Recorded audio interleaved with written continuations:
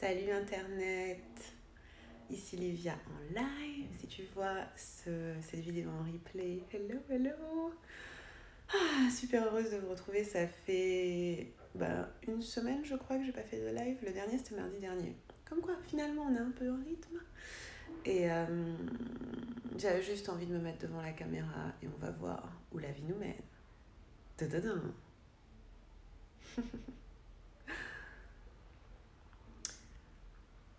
À ceux et celles qui sont connectés, faites-moi un coucou. Mon Dieu, mon visage est tellement beau sur cette caméra. Ça valait le coup de l'acheter. Mais vous trouvez pas? Genre, j'ai l'impression d'avoir mis maquillage, tout, alors que mon visage est frais, quoi. J'ai pas du tout de maquillage. J'ai fait un soin du visage l'autre jour. Ça m'a fait super du bien, mon masque et tout. Salut, coucou Aurélia, coucou tout le monde, hello. On fait encore un live le matin. Je sais pas, je me sens bien de faire des lives le matin. Je sais pas pourquoi, je trouve qu'il y a une bonne vibe. Peut-être que je vais les faire la plupart du temps le matin vers 9h-10h parce que c'est le moment de la journée où moi je suis en train de réfléchir, où je suis en train de faire... Oui, tu es magnifique, merci. Où je suis en train de faire les pages dans mon carnet, où je suis en train de parler... où je fais mes gratitudes, où je fais tout ça. Et en fait, le matin, je suis dans ma vibe état d'esprit, vibration, énergie. Et puis souvent l'après-midi, j'ai beaucoup de choses à faire, diverses et variées. Et ce matin, j'avais envie de parler de ce que je vis en ce moment de façon très vague et globale, parce que les détails, c'est pas... j'en parlerai plus tard. Mais aussi, j'avais envie de vous parler des voix de jugement qu'il y a dans votre tête. Parce qu'en ce moment, je suis en train de gérer beaucoup de voix dans ma tête. Elles sont fatigantes. Beaucoup de choses qui me travaillent et qui, en gros, c'est comme si beaucoup de croyances du passé remontaient à la surface. Et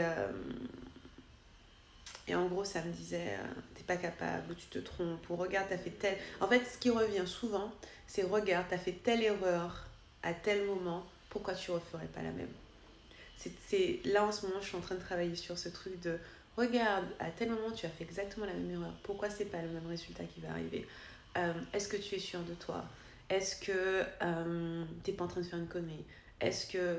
Tu vois, et c'est hyper difficile parce que à la fois, je suis en train d'écouter ce qui est vrai à l'intérieur de moi et je suis en train d'écouter ce que j'entends comme intuition et comme message.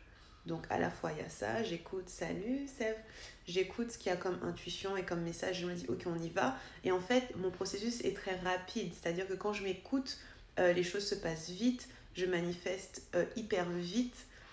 Et je vous parle d'affaires de 2 jours, genre je pose une intention, 2 jours après elle est remplie.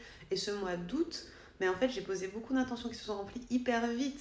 Et il y a une part de moi qui est là, wow, attention.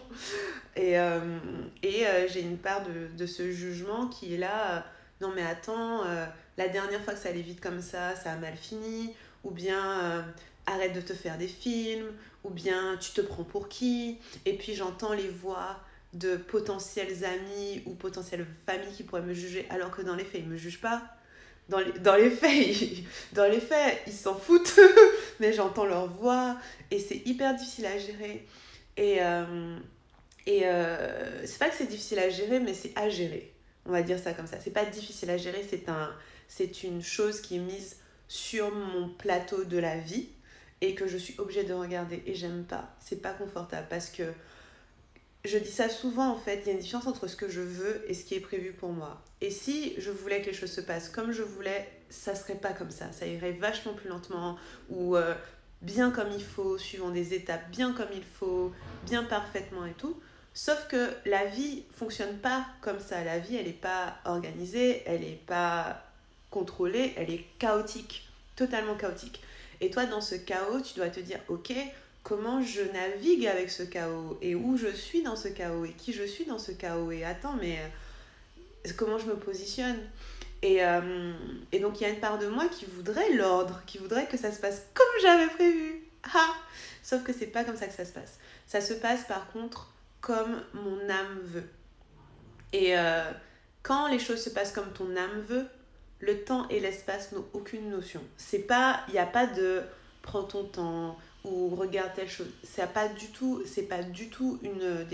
ça a aucun sens en fait, parce que l'âme, l'univers, l'invisible connaissent pas le temps et l'espace. Connaissent que l'instant présent et l'instant T. Et donc du coup, je suis en train de naviguer entre ce que j'aurais bien aimé qui se passe avec un certain ordre et des choses qui m'arrivent très rapidement et que je prends et qui correspondent honnêtement à ce que je voulais, mais que je ne m'admettais pas. Et donc c'est comment on gère ce jugement, et ça va être l'objet du live, comment à la fois on gère ok, je sens que ma vie m'appelle à tel endroit, mais il y a une petite voix dans ma tête qui me dit mais non t'es folle, mais non ça va trop vite, mais non ça peut pas être ça, mais attends t'avais prévu autre chose, du coup tu changes, etc. Il y a cette voix qui fait yap yap yap yap yap yap yap yap yap yap dans mon cerveau, et comment je gère. Et je ne prétends pas avoir la réponse parce que je suis en plein dedans, et c'est pour ça que notamment j'écris pas, je publie pas, je lance pas, je suis en train de vivre le truc, je suis sur une espèce de grosse vague de tsunami et je vis le machin. Donc c'est pour ça que là j'ai pas encore le calme intérieur pour pouvoir poster des textes. J'écris beaucoup de textes, j'en écris quasiment tous les jours, j'ai pas envie de les partager pour l'instant, même si ils ont rien de différent de ce que je poste d'habitude, ça va, il n'y a pas de révélation, machin, mais c'est juste que là, poser mes textes sur internet, juste j'ai pas la force, on va dire ça comme ça.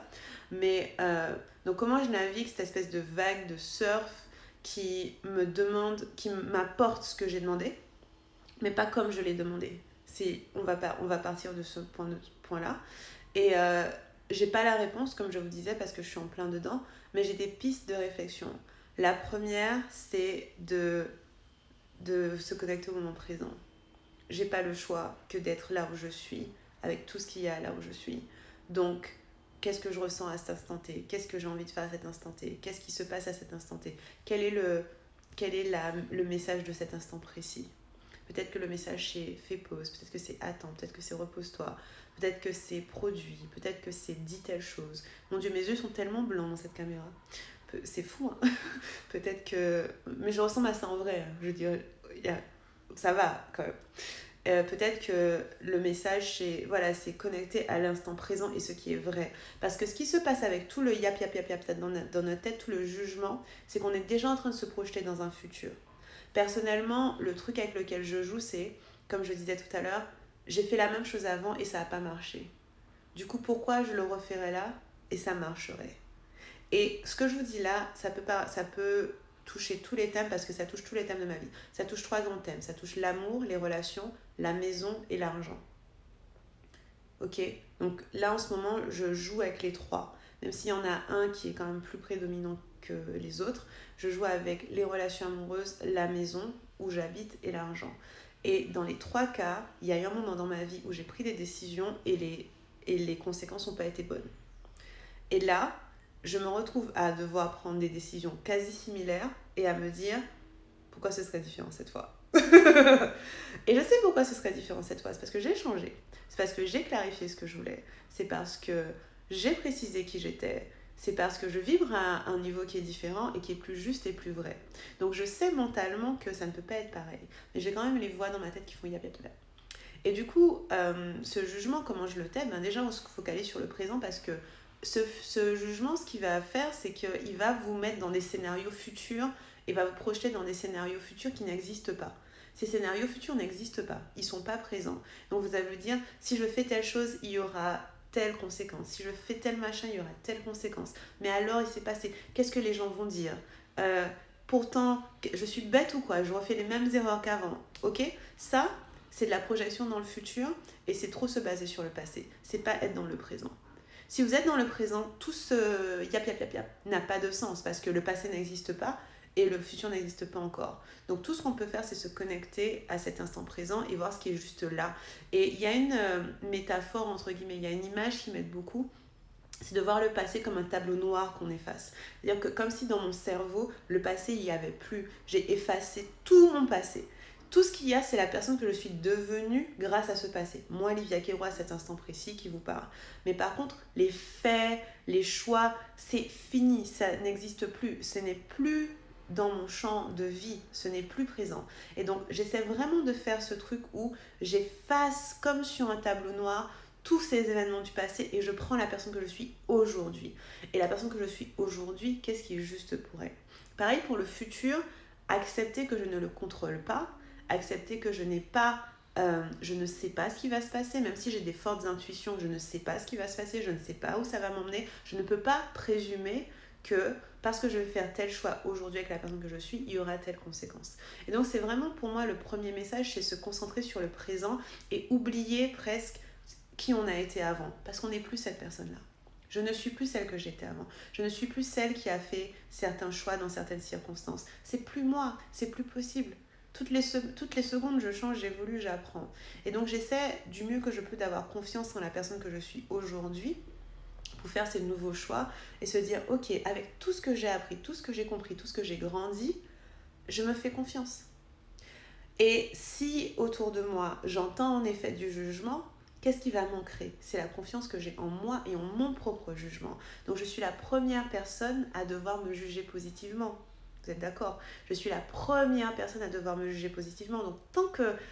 il faut que ce soit solide en moi. C'est hyper important que ce soit solide en moi parce que je ne vais pas attendre des autres qui ne me jugent pas si moi-même je me juge. Et donc là, c'est ce que je suis en train de travailler. C'est vraiment ancrer ce... qui je suis à cet instant précis. Qui est Livia Queiroz là, avec tout ce qu'elle a appris, tout ce qu'elle a compris, tout ce qu'elle a grandi. Parce que moi, ces 2 dernières années ont été fondamentales dans ma vie. Je vois leur début comme étant une grosse rupture que j'ai eue en 2017 parce que c'est une rupture qui a tout cassé dans le sens où j'ai fait une grosse rupture vraiment physique dans ma vie et je suis partie, j'ai voyagé, j'ai rencontré des gens, etc. Et donc du coup, j'observe et j'ai fait un gros engagement envers mon développement personnel et envers me calibrer sur qui je suis. Et j'en parlais à des amis hier ou avant-hier, que tout ce que je me suis tellement, j'ai tellement grandi par rapport à ça et j'ai tellement évolué, j'ai tellement changé que avant cette période-là, pour moi, cette personne, elle existe déjà plus. Maintenant, je suis en train de faire le même genre de deuil et en vous parlant, je le réalise. Je suis en train de faire le même genre de deuil, de tuer, entre guillemets, la personne que j'étais il y a quelques semaines. Et pour moi, c'est le départ de Porto qui a tué cette personne. Métaphoriquement, je suis toujours là. Mais vous voyez, donc j'ai fait quand même je vois ma vie comme étant, là c'est de avril 2017 à disons juillet 2019, je vois ce moment comme étant un moment de transformation dans ma vie, de soins, un moment qui m'a soigné, un moment qui m'a fait grandir, ok? Et maintenant je suis une nouvelle personne, avec tout ce que j'ai appris et tout ce que j'ai compris. Je fais le deuil de la personne que j'étais avant et j'admets que je suis cette nouvelle personne aujourd'hui. Quel choix cette nouvelle personne fait? Et donc ça, c'est la première chose, c'est vraiment se connecter au présent, c'est oublier qui on était, tuer qui on était avant. Elle n'existe plus, cette personne-là, ce n'est plus vous. Et dans la psyché des autres personnes, elle va exister. Dans la psyché de vos amis, de votre famille, de votre audience, ils vont encore voir qui vous étiez il y a 1 mois, 2 mois, 3 mois. Vous n'êtes plus ces personnes-là. Et moi, j'essaie vraiment de vivre avec ça. Ensuite, la deuxième chose, je dirais, c'est accueillir. Et je vous l'ai dit beaucoup en story ces derniers temps, ma prière, c'est j'accepte. Il y a un petit peu... Ma prière, c'est j'accepte. C'est que inconsciemment ou consciemment, on va demander des choses à la vie. On va demander des choses à la vie. La vie te donne. Ce que tu demandes, elle te donne. Tout ce que tu demandes, la vie te donne. Si vous recevez des choses que vous ne voulez pas, c'est parce que vous les avez demandées quand même. Et donc là, je suis en plein dans le j'accepte. C'est-à-dire que j'ai demandé des choses. Encore une fois, j'ai 3 thèmes importants. J'ai demandé des choses en amour. J'ai demandé des choses par rapport à l'argent, j'ai demandé des choses par rapport à une maison. La vie donne. Tu as demandé. Par contre, la vie ne donne pas comme tu avais prévu. La vie ne donne pas selon le timing que tu avais prévu. La vie ne donne pas dans l'espace que tu avais prévu. Et elle s'en fiche, total. Le temps, l'espace, ce que tu avais prévu, elle te dit rien à faire. Alors là, elle ne s'intéresse pas du tout à ça. Par contre, tu as demandé. Coucou Manu, Yamankel. Donc, tu as demandé des choses à la vie. Tu as demandé des choses à la vie, inconsciemment, consciemment. Tu as dit, je suis prête à recevoir l'amour. Je suis prête à recevoir combien d'argent par mois. Je suis prête à vivre dans un environnement X, Y, Z. Moi, c'est mes 3 grands thèmes de toujours. Hein. Et la vie dit, tu es prête? Tu as dit que tu étais prête? Ok. Tu es là, j'accepte, j'accueille. Tu accueilles? C'est vrai? C'est vrai? Ok, on te donne. Tu prends? C'est littéralement ce qui se passe dans ma vie aujourd'hui. On te donne, tu veux? Tiens, prends, débrouille-toi avec. Et en fait, la vie te donne le truc, t'as pas prévu. Tu étais là, mais attends, mais c'était pas censé se passer comme ça, t'es censé avoir des étapes, et comment je fais, et nanana. Ah ouais, La vie n'est pas là pour respecter tes étapes, la vie n'est pas là pour t'accommoder, la vie n'est pas là pour que les choses se passent de façon comme tu l'avais prévu. La vie, tu as demandé quelque chose, tu vas l'avoir. Et en fait, tout ce que vous demandez, vous l'avez. Et donc, si vous obtenez dans votre vie des choses qui ne vous semblent pas bien ou qui ne vous semblent pas être à la hauteur de ce que vous désirez, c'est parce que vous ne les avez pas vraiment demandées ou que vous ne les avez pas vraiment acceptées. Vous n'avez pas posé l'intention vraie que vous étiez prêt à l'accepter.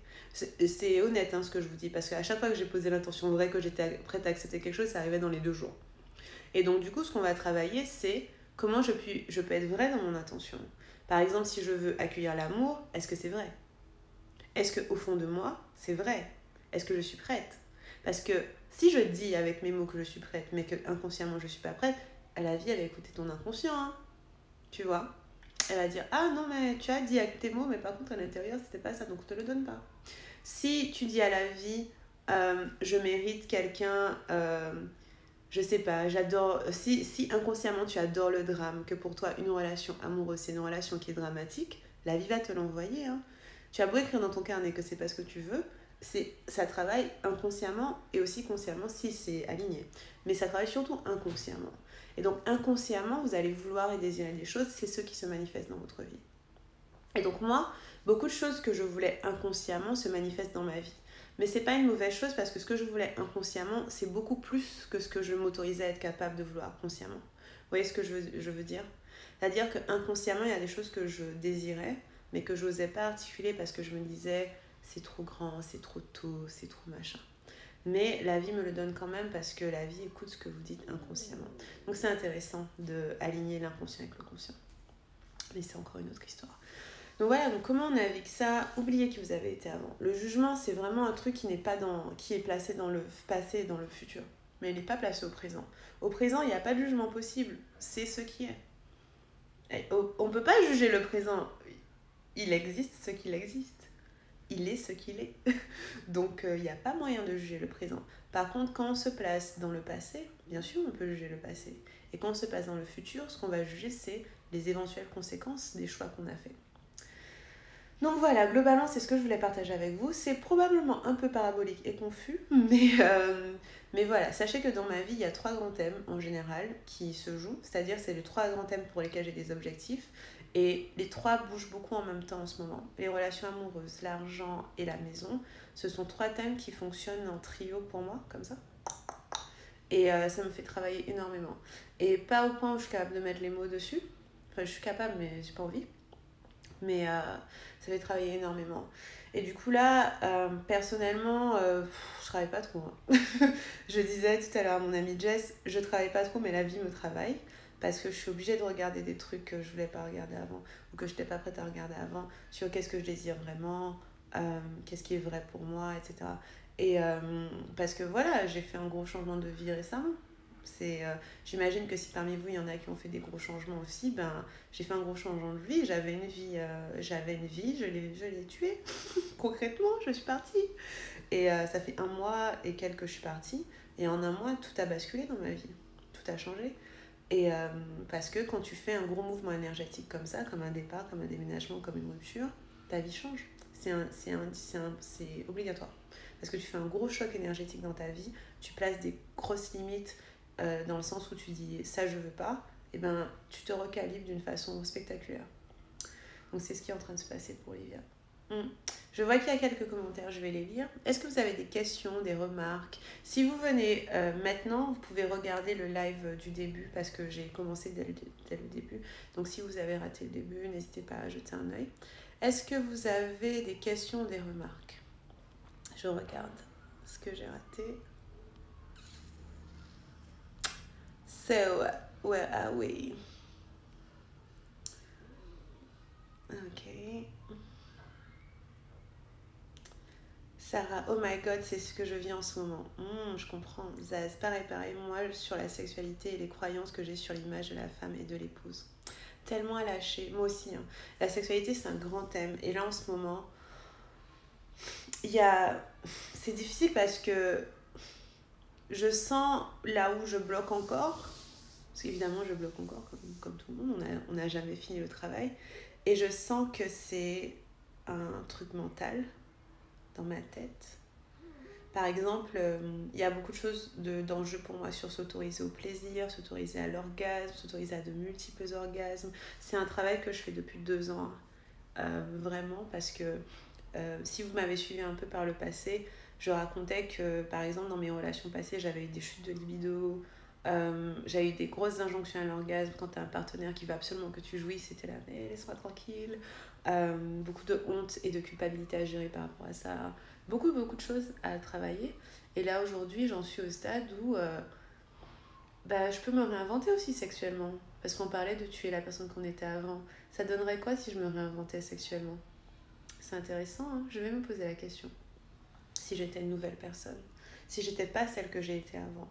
Se réinventer. Tuer la personne qu'on a été. C'est notre thème. Salut Gaëlle. Coucou Daniel. Coucou Soleil dans ma vie. J'adore. Ça sent trop le son de Zou.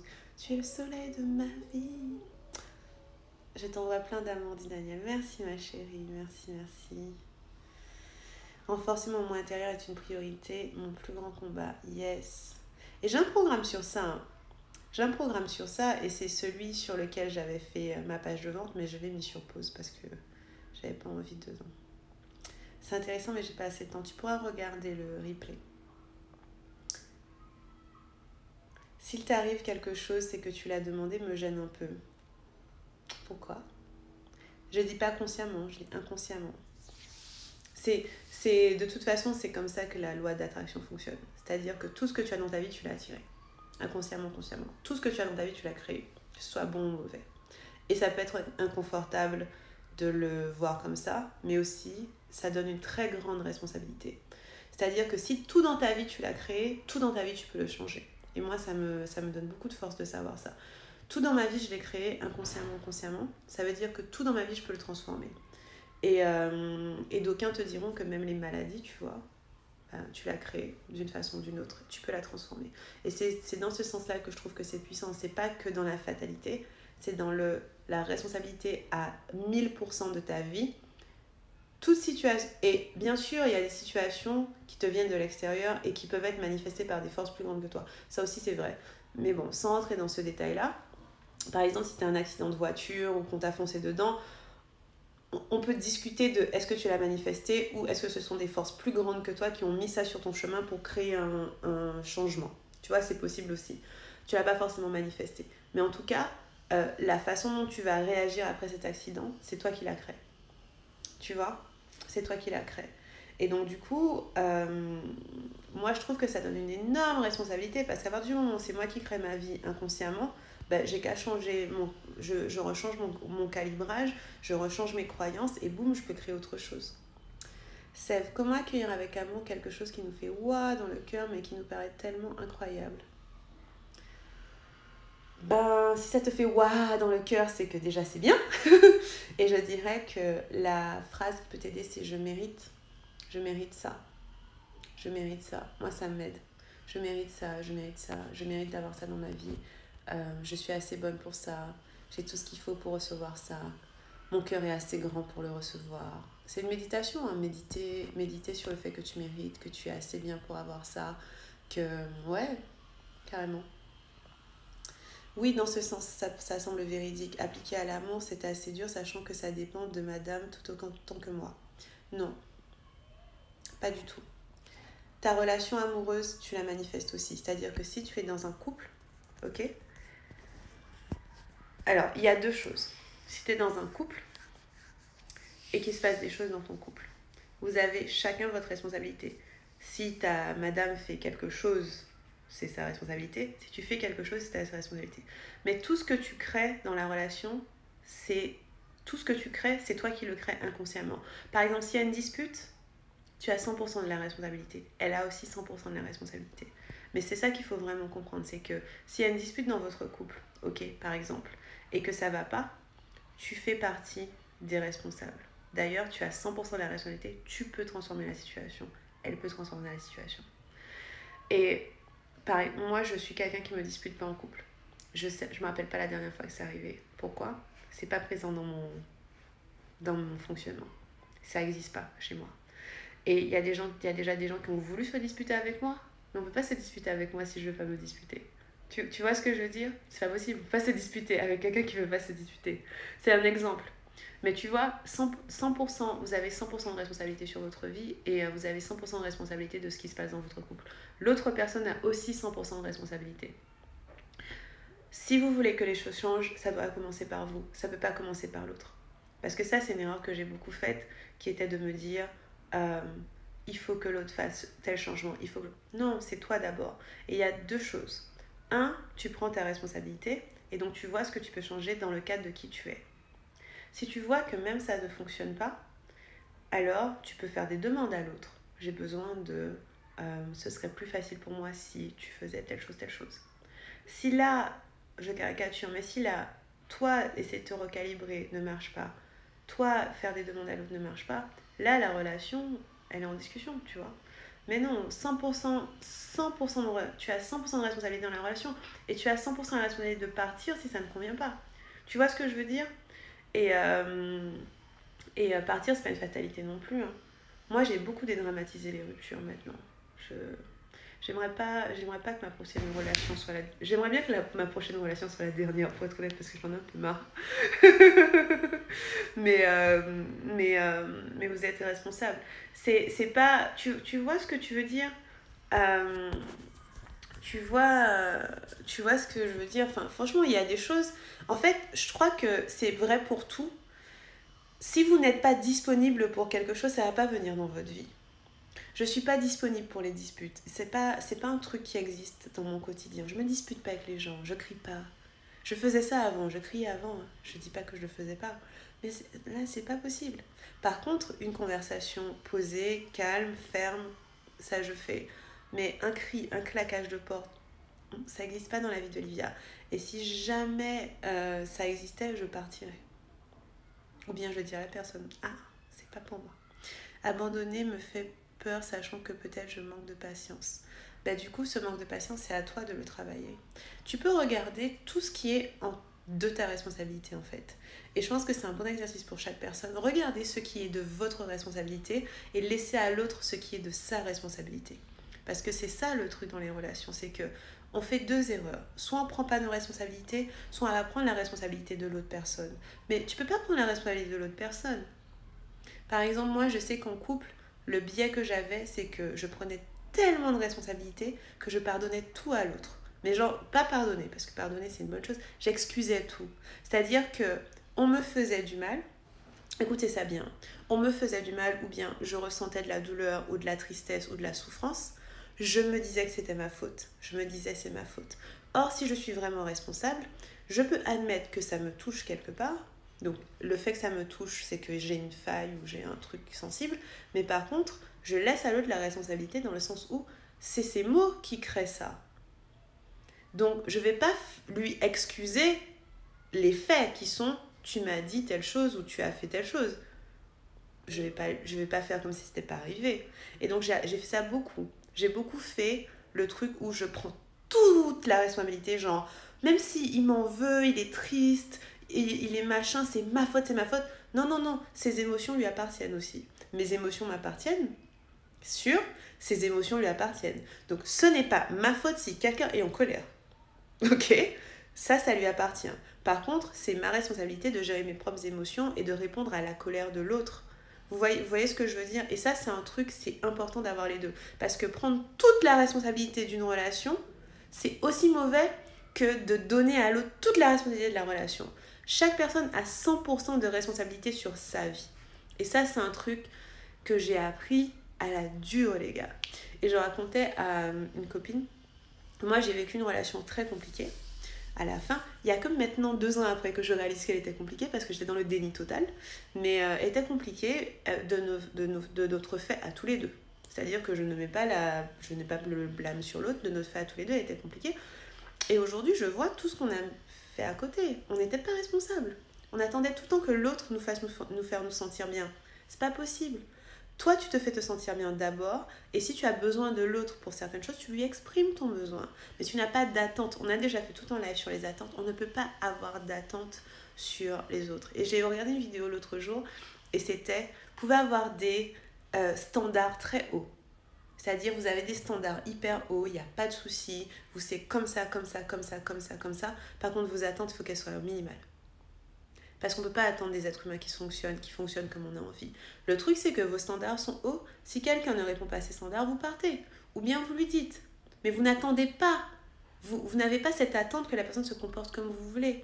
Par exemple, moi, j'ai un truc de base, c'est que je déteste qu'on me mente. Alors si tu me mens, c'est juste la fin du dernier pour moi. Je déteste, mais du plus profond de mon être, le mensonge. Et donc mon standard, c'est on ne me ment pas. Ok, ce n'est pas le standard de tout le monde.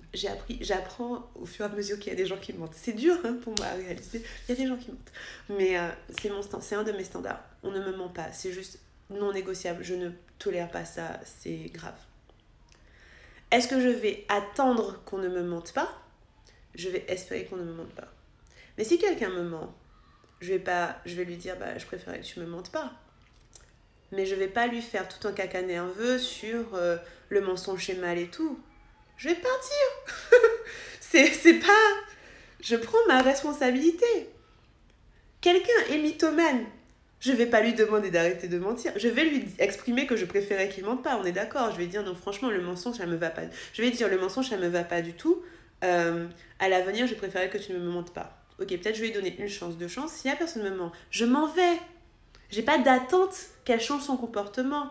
Je pars. Et donc c'est ça qu'il faut comprendre. Là, je parle de façon radicale, mais vos standards sont élevés, oui, mais on ne peut pas espérer que les gens se comportent comme on veut qu'ils se comportent. C'est juste que quand les gens ne se comportent pas comme vous voulez qu'ils se comportent, appliquez des conséquences. C'est tout, faites votre vie, prenez vos responsabilités. Mais ça, c'est une grosse parenthèse. Mais je pense que c'est hyper important d'être conscient de ce truc de responsabilité.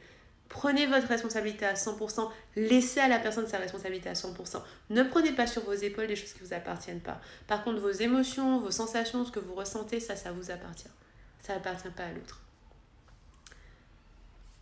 Et quand il s'agit du père de nos enfants, peu importe la situation, c'est quoi tes standards? Applique tes standards. Parce que vous allez me faire et si, je ne sais pas, je ne suis pas dans la situation. Mais si tu es dans une relation avec quelqu'un, qui que ce soit, tu sais, il y a des gens qui ont des enfants, ils se séparent, je veux dire, c'est pas comme si ça n'arrivait jamais. Donc, c'est à vous de savoir qu'est-ce que vous êtes prêt à tolérer dans votre vie. Parce que c'est votre responsabilité ce que vous êtes prêt à tolérer. Si vous tolérez des trucs que vous ne voulez pas tolérer, c'est pas ma faute, c'est votre faute.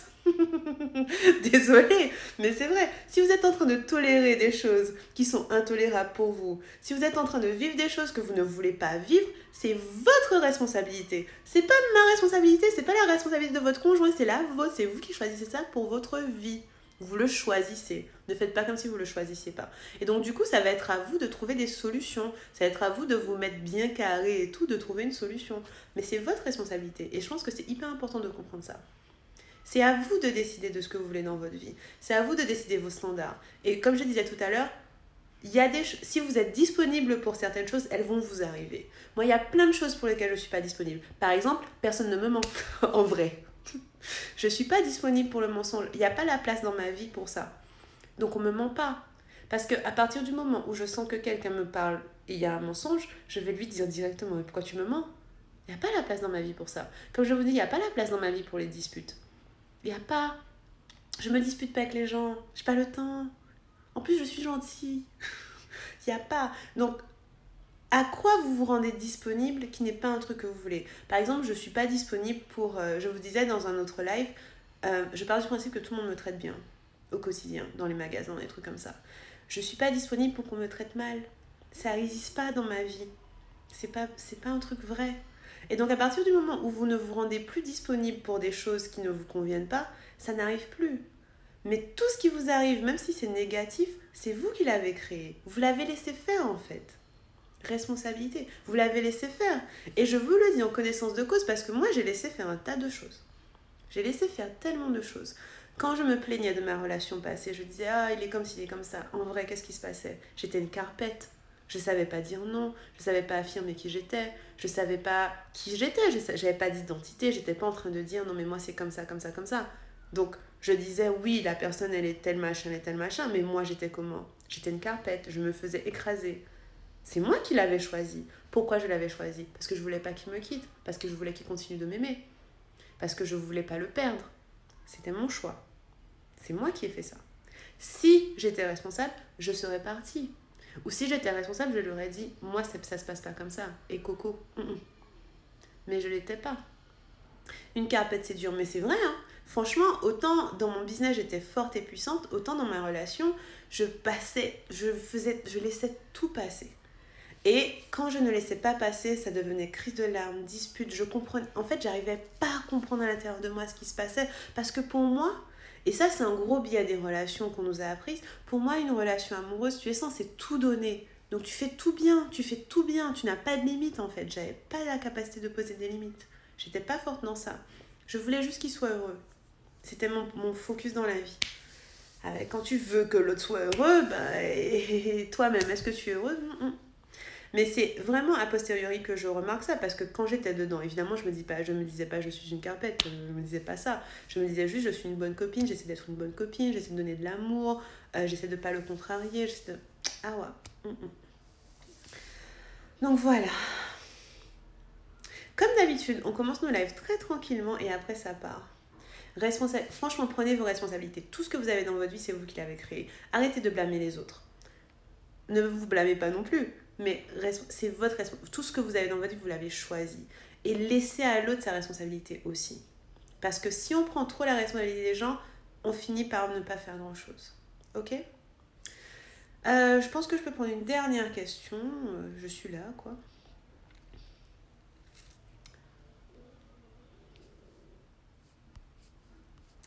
Allez, quelques dernières questions, s'il y en a qui sont là. Ah, les relations amoureuses. Honnêtement, des fois dans mon business, je me dis que je devrais me consacrer que sur les relations amoureuses et la sexualité parce qu'il y a tellement à dire. Qu'est-ce que vous en pensez, vous?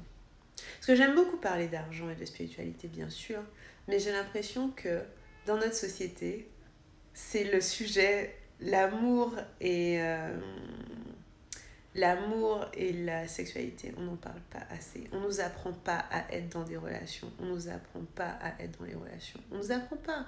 Moi, j'ai dû apprendre en lisant, avec ma psy, en observant, mais je trouve que l'un des gros biais de notre société, c'est qu'on croit que dans une relation amoureuse, tout est censé aller de soi. C'est-à-dire que on est tous censés savoir comment ça marche, il suffit de s'aimer, d'être sympa l'un avec l'autre et ça fonctionne. Non, parce qu'en fait, une relation, c'est quoi? C'est l'association de deux êtres humains. Un être humain, c'est complexe. Entre tout ton bagage passé, tes croyances, tes peurs, tes doutes, tes envies, ces choses-là, c'est beaucoup à naviguer. L'amour est central, en effet, mais ça ne suffit pas. L'amour ne suffit pas. Je l'ai déjà dit dans un article, mais ça suffit tellement pas. C'est pas assez l'amour. Parce que moi, par amour, j'ai fait plein de choses, mais pourtant, j'étais pas moi. Par amour, on se plie en quatre parfois, on se contorsionne, on se transforme en quelqu'un qu'on n'est pas. Par amour. Mais l'amour ne suffit pas. Pour moi, une relation, c'est quoi? C'est deux êtres humains complètement différents qui essaient de vivre la vie ensemble. C'est compliqué. C'est pas facile. Et je pense que ça, c'est le gros mensonge de notre société, c'est croire qu'une relation amoureuse, c'est censé être facile. C'est pas facile, ça va pas de soi, c'est pas l'évidence. Ça demande énormément de connaissance de soi. L'autre doit aussi se connaître. Ça demande beaucoup d'honnêteté sur ce qu'on est en train de vivre et ce qu'on est en train de traverser. Ça demande de la communication, de pouvoir mettre les mots sur ce qu'on vit. C'est une danse en fait. Pour moi, c'est la danse de l'amour, quoi. Je dis souvent que c'est une danse, mais pour moi, c'est comme une danse, l'amour. Les relations amoureuses, c'est comme de la danse. C'est genre, tu ne sais pas forcément danser, à part si tu es comme moi, antillaise. je rigole. Mais tu ne sais pas forcément danser quand on te met sur le truc. Tu sais à peine marcher quand tu nais. Tu sais pas marcher quand tu nais. Mais tu apprends à danser. Tu apprends à danser avec harmonie. Tu apprends à connaître comment ton partenaire fonctionne. Pour moi, les relations amoureuses, c'est de la danse. Et la danse, c'est pas inné. Ça s'apprend. Ça s'apprend. Moi donc, je ne faisais pas la différence entre se sacrifier et faire des efforts. T'as vu? Toi-même tu le dis, tu as bien fait de dire ça. Parce que honnêtement, je me suis tellement sacrifiée. Et pour moi, c'est une bonne chose que tu fasses. Mon nez me gratte. Ah, je suis désolée. Il me gratte genre de façon très désagréable. Comme s'il y avait... Ah! Je vais devoir les moucher. Il me gratte comme s'il y avait un truc à... Ah! C'est là. La différence entre se sacrifier et faire des efforts, pour moi, c'est quand tu te sacrifies, tu enlèves un bout de ta personne. Et moi, j'ai beaucoup fait ça. Le pire, le truc qui fait mal, c'est quand tu te sacrifies et qu'on te dit que c'est pas assez. Alors là, que tu fais pas... Ça, c'est dur. Et pour moi, le sacrifice, c'est que j'enlève un bout de moi pour que toi, tu ailles bien. C'est violent. C'est pas cool. J'enlève un bout de moi pour que toi, tu ailles bien. C'est pas cool.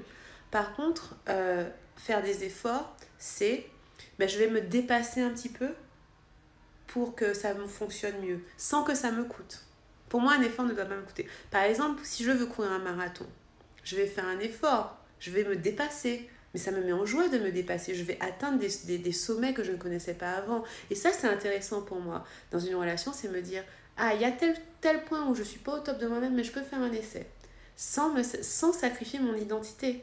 Et c'est vraiment ça le truc, c'est que on a tendance à sacrifier notre identité dans les relations. Et c'est très grave parce qu'au final, on se retrouve comment? Et je vous parle de ça souvent, mais on se retrouve comment? Si vous passez des années à sacrifier votre identité, à la fin, vous finissez vide.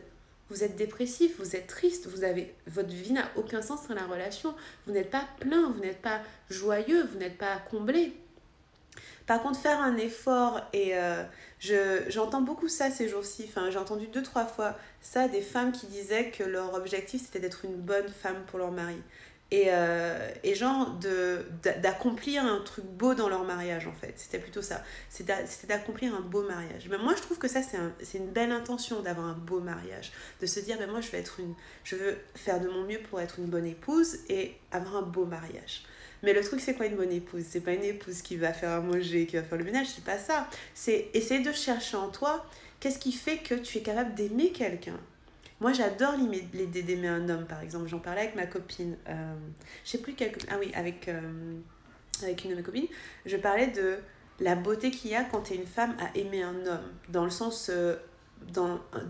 aimer le masculin, on va dire, parce que peut-être que vous aimez pas les hommes, peut-être que vous aimez les femmes, mais d'aimer le masculin, d'apprendre à aimer le masculin, je trouve ça trop intéressant. Et ça va chercher des choses en moi parce que ça me fait travailler. Ça me fait travailler moi-même, mon féminin, mon masculin, etc. Mais c'est intéressant, ça me fait grandir. Voilà, pour moi, un effort doit te faire grandir. Comme quand tu fais l'effort de courir un marathon, tu te dépasses, tu deviens quelqu'un de meilleur. Un sacrifice, ça t'enlève c'est comme si tu disais, je coupe ma jambe pour pouvoir faire mon marathon. Ça marche pas, hein. Donc voilà. Tu penses qu'on peut être fidèle et amoureux toute une vie? Oui. Je pense que si on le choisit, j'arrive vraiment à voir ça. Après, j'ai pas encore été fidèle et amoureuse toute ma vie, mais enfin, je veux dire, toute une vie avec une personne, mais j'ai jamais, touchant du bois, trompé quelqu'un. Et je pense que ça dépend si tu te sens vraiment monogame ou pas. Parce qu'il y a des personnes qui se sentent pas monogames, qui se sentent pas... qui sont pas alignées avec l'idée de passer leur vie avec une personne, et c'est ok. Et t'as des personnes qui sont polyamoureuses et pour qui c'est la vérité, auquel cas... non. Mais par contre, si tu te sens vraiment monogame et que c'est... ouais, c'est vrai pour toi, oui. Et d'ailleurs, la notion de fidélité, c'est quoi? Parce que par exemple, moi, dans ma conception du couple, si jamais l'un de nous deux, on était dans une relation très longue, on était mariés, je sais pas, et l'un de nous deux avait envie d'explorer sexuellement avec quelqu'un, je serais ok avec ça. Ce serait pas me tromper. C'est pas me tromper si tu me dis la vérité. Avant. Donc du coup, pour moi, la fidélité, c'est ça. C'est est-ce qu'on peut être fidèle et amoureux? Oui, parce que la fidélité, pour moi, c'est ne pas mentir. Donc tu peux tout à fait me dire, je suis attirée par telle personne, et on voit ce que ça va chercher chez l'un ou chez l'autre. Mais moi, je pense qu'on peut tout à fait ne pas mentir et être amoureux toute une vie, bien sûr. Si tu trompes quelqu'un, si tu vas coucher avec quelqu'un d'autre derrière le dos de quelqu'un, alors que c'est pas dans le contrat, c'est qu'il y a une raison. Et peut-être qu'il y a une honnêteté à avoir là. Je sais pas, hein. Parce que je juge pas la tromperie non plus, parce que je peux comprendre ça. Mais c'est un fait de la vie, quoi. Je le juge pas, c'est juste ça arrive, voilà. Et chaque personne dans chaque couple le gère comme il le gère. Je suis pas quelqu'un qui peut avoir une opinion sur le fait de tromper au global, parce que je sais que chaque situation est différente. Mais ce que je veux dire, c'est que si la fidélité, c'est être honnête et être vrai, moi je pense qu'on peut. Et ça veut pas dire qu'on n'est pas attiré par d'autres gens, c'est ça que je veux dire. Ça veut pas dire que t'es pas attiré par d'autres gens, ça veut pas dire que t'as pas envie de coucher avec d'autres gens. Ça, par contre, j'y crois pas. Je crois pas qu'on peut passer sa vie sans être attiré par quelqu'un d'autre que son partenaire, c'est pas possible. On est des animaux avant tout. C'est obligé que ça arrive. La question, c'est qu'est-ce qu'on en fait? Est-ce qu'on trompe? Ou est-ce qu'on discute? Ou est-ce qu'on dit, ok, là, ça fait 20 ans qu'on est mariés, j'ai quand même envie de sentir ce que ça fait un autre corps contre mon corps. Est-ce que c'est ok pour toi si je vais avoir un rendez-vous? Je sais pas, tout est possible en fait. Je pense que ça, c'est intéressant de vraiment créer une relation qui est sur mesure. Tout est possible, il n'y a pas de limite. Quelqu'un pense à toi si t'as le nez qui gratte. Ah, cool. Bah merci, personne qui pense à moi. Aujourd'hui, on fait le constat malheureux que beaucoup de gens sont cassés. Donc même si tu fais des efforts mais que l'autre est destroyed, ça foire. On rencontre trop de personnes indécises du coup. Oui, après, c'est pas une question d'effort, hein. Moi, je pense que il y a aussi la sélection naturelle qui fait que si toi, tu es pas cassé, si toi, tu as travaillé sur toi, tu vas attirer des gens qui ont travaillé sur eux. Moi, j'ai pas de... Mes mecs, ils sont pas cassés, hein. Tu vois ce que je veux dire? Par contre, la loi d'attraction, tu attires ce qui est à ta vibration. Et donc, du coup, pour moi, si dans ta vie, tu as quelqu'un de complètement cassé, qu'est-ce que ça va chercher comme cassage chez toi aussi? Ça peut être dur à entendre ce que je dis là, hein. Mais si tu es en couple avec quelqu'un qui est complètement détruit, pourquoi? Qu'est-ce que ça va chercher chez toi? Tu vois? Et pour moi, oui, il y a de nombreuses personnes indécises, mais il y a aussi de nombreuses personnes qui savent très bien ce qu'elles veulent. Il y en a plein. Il y en a plein qui savent très bien ce qu'elles veulent. Il y en a plein qui ont travaillé sur elles-mêmes. Il y en a plein qui sont prêtes à une relation très consciente. Il y en a. C'est juste que notre filtre, va pas forcément les voir. Mais ça, c'est une question, encore une fois, tu attires qui tu es. Je disais tout à l'heure, tu attires ce que tu désires inconsciemment, mais tu attires aussi qui tu es.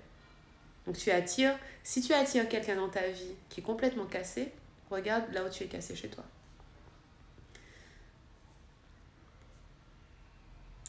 Merci Oti. Mais dans mon entourage, j'ai l'impression que les filles se remettent en question, mais à contrario, les hommes ont peur de l'engagement. Je ne veux pas généraliser. Ça dépend. Moi, je connais plein d'hommes qui n'ont aucune peur de l'engagement. Zéro. Ils sont à fond. Et c'est vraiment une question de filtre. C'est vraiment une question de filtre. Si tu les cherches, tu vas les trouver. Les hommes qui veulent de l'engagement, il y en a plein. Moi, j'en connais plein. Et avant, je me disais pareil, les hommes ne veulent pas s'engager, c'est pas vrai. D'ailleurs, je vois aussi beaucoup de femmes qui veulent pas s'engager. Donc ça, c'est vraiment une question de croyance que vous choisissez de voir. En fait, ça fonctionne comment? C'est juste que si tu décides, vous pouvez décider aujourd'hui que les hommes veulent s'engager et vous allez rencontrer de plus en plus d'hommes qui veulent s'engager. Parce que moi, j'en connais. J'estime savoir ce que je veux, je vais regarder. J'ai peur de rien. Tu as probablement peur de quelque chose. Mais en fait, ça, pour ceux et celles qui cherchent l'amour, entre guillemets, et qui cherchent un partenaire, je vous invite à changer votre croyance du spectre amoureux.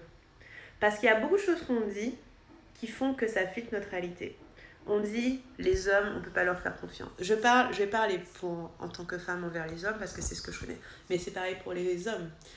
Les hommes, on ne peut pas leur faire confiance. Tous les bons hommes sont déjà pris. Les hommes ne veulent pas s'engager. Les hommes ceci, les hommes cela. Ça, à force de vous le répéter, c'est ce qui va se présenter dans votre réalité. C'est exactement ce qui va se passer. Donc vous allez les voir, vous allez les remarquer. Vous allez remarquer beaucoup d'hommes qui vont remplir cette description-là. Alors que si vous dites, les hommes sont merveilleux, j'aime les hommes, j'admire les hommes pour ce qu'ils sont, les hommes sont prêts à s'engager, les hommes sont beaux, les hommes... Voilà. Si vous commencez à voir ça positivement, vous allez commencer à avoir des hommes géniaux autour de vous. Moi, j'ai eu comme affirmation que les hommes étaient géniaux pendant très longtemps. Jusqu'à maintenant, je trouve que les hommes sont géniaux. Mais je trouve des hommes géniaux. Vraiment. Et c'est pareil pour les femmes. J'entends des hommes dire On trouve que des mauvaises femmes, il n'y a pas de femmes sérieuses, il n'y a pas de femmes machin. C'est pas vrai, hein. Il y en a plein. Et il y en a plein qui sont célibataires en train d'attendre quelqu'un. Mais si vous changez votre discours, si vous commencez à dire j'adore les femmes, j'adore leur conscience, j'adore, voilà, en général, vous allez commencer à en voir plus. Et vous allez aussi commencer à aller dans des endroits différents pour les rencontrer. Vous verrez, hein, votre vie va changer. Si vous changez votre discours, vous allez changer vos comportements et ça va changer qui vous voyez et qui vous croisez. J'ai le don de m'enticher de femmes abusées. Ça vient de toi, on va voir. On va voir ce que ça va chercher chez toi. Pourquoi tu t'entiches de femmes abusées? Est-ce que tu as un rôle de sauveur qui veut se réveiller? Est-ce que tu veux les sauver? Moi j'ai eu ça, alors moi, Livia la sauveuse, hein, ouais. Tous les hommes qui veulent pas s'engager. En fait, moi, mon type, c'était l'homme qui voulait pas s'engager, mais qui était inaccessible. Et du coup, j'allais être celle qui choisit. Et c'était trop bien, ça me valorisait. Ouais, mais non. Donc, faut aller regarder ce que ça va chercher chez vous. Voilà, les amis. Est-ce que vous avez une dernière question avant que je vous laisse? Parce que je sens que ça va faire 1 heure. Et je vais vous laisser. Je travaille pas en ce moment, je fais rien du tout. Mes stories doivent pas être si intéressantes que ça parce que je suis juste en train de vivre ma vie, de faire comme je peux. Et je sais qu'à la fin de ce moment de ma vie là, ça va aller, évidemment. Mais je suis en train de vraiment genre clarifier beaucoup de choses, prendre beaucoup de décisions. Et c'est, je dirais pas que c'est, mais c'est du bien. Enfin, je veux dire, je le reprécise, c'est des bonnes choses qui m'arrivent, mais ça m'arrive vite. Et donc je suis là, comme sur une montagne russe. Comme ça. Voilà. Donc voilà, je prends mon temps. Pas de nouvelles questions? Ok, donc si vous voyez ce live à la fin, n'hésitez pas. Voilà, regardez le replay. Quand vous mettez des commentaires au live, je les vois. Donc vous pouvez me les écrire en MP. Je vous envoie plein d'amour. J'espère qu'on va faire d'autres lives comme ça souvent. Je vous aime énormément. Là, tu bosses pourtant. Ah non, mais je bosse là. Non, mais ce que je disais, je travaille pas, mais la vie me travaille. Non, je bosse, je fais le travail en interne. Après, je ne suis pas au stade où je suis prête à partager, mais c'est cool, parce que ça va pas tarder. Vous allez voir tous les articles qui vont sortir, vous allez vous dire « Ah, c'était ça !» Non, c'est bien, mais je vais bien. Franchement, la vie est belle, mais la vie est belle et elle me réveille. Courage à toi et on espère te voir à Paris. Une session de discussion sur les relations amoureuses. Bonne journée. Ouais, bah là, pour l'instant, Paris, on est censé organiser une grosse dédicace, mais ça s'est pas encore fait. Du coup, cette semaine, je vais devoir me pencher sur ce que je fais. Mais on va le faire. On va faire quelque chose.